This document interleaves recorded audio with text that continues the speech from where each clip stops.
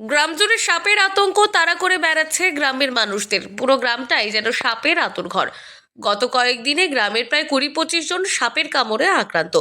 এদিকে একবিংশ শতাব্দীতে দাঁড়িয়ে ও আধুনিক চিকিৎসা থেকে মুখ ফিরিয়ে কুসংস্কারে বিশ্বাসী গ্রামের অনেকেই।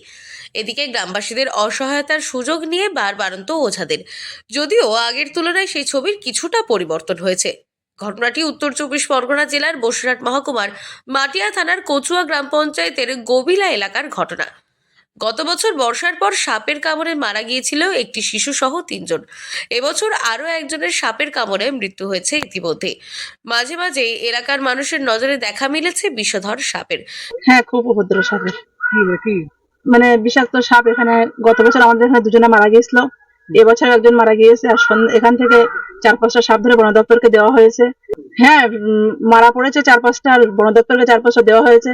সন্ধ্যা হলে বাচ্চারা স্কুলে মানে পড়তে যেতে চায় না, একা একা রাস্তায় বার হওয়া যায় না। মানে আমাদের এখানে খুব সমস্যা, মানে সাপের খুব উপদ্রব। আমাদের এলাকাবাসী সব সাপের আতঙ্কে, মানে আমরা ঘরের থেকে বার হয় না। সন্ধ্যা হলে সব বাচ্চারা রাস্তায় একা একা চলাফেরা করতে পারে না। সাপের কামড়ে আক্রান্ত 20 থেকে 25 জন। সন্ধ্যা হলেই বাড়ির বাইরে বের হতে ভয় পাচ্ছেন গবিলা গ্রামের সাধারণ মানুষ, যা রীতিমতো আতঙ্ক গ্রাস করেছে গোটা গ্রামকে। এলাকার মানুষ যেন সবসময় একটা বিষধর সাপের চাপা আতঙ্ক নিয়ে দিন কাটাচ্ছে। ও হঠাৎ বেরোচ্ছে, বেরিয়ে কারোর চোখে পড়ছে, হ্যাঁ, কারোর কামড়াচ্ছে, এইসব হচ্ছে। আমরা অনেককে হ্যাঁ, আমরা বেরোতে পারছি না, রাত বিরাত আছে, বিশাল ভয় লাগছে।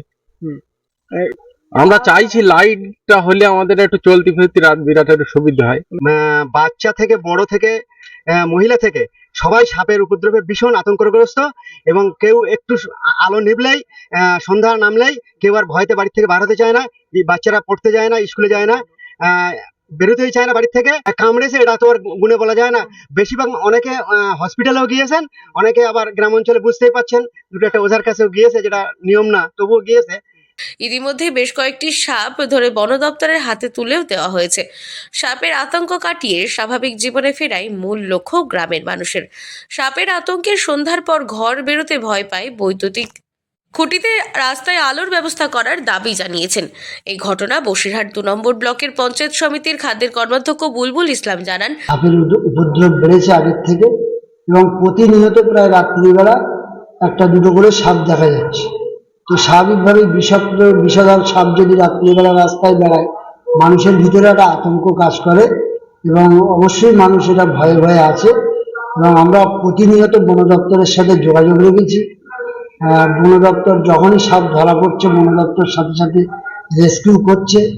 আমরা লাইটের ব্যবস্থা, রাস্তায় প্রতিটা পোলে যাতে লাইটের ব্যবস্থা করা হয়, তার জন্য আমরা পঞ্চায়েত থেকে অলরেডি টেন্ডারও করেছি। খুব দ্রুত তার কাজ শুরু হবে।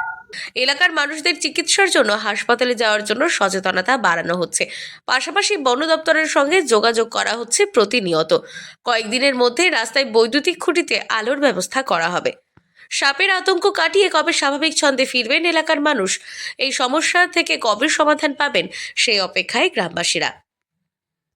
বসিরহাট থেকে জুলফিকার মোল্লার রিপোর্ট, লোকাল 18 বাংলা।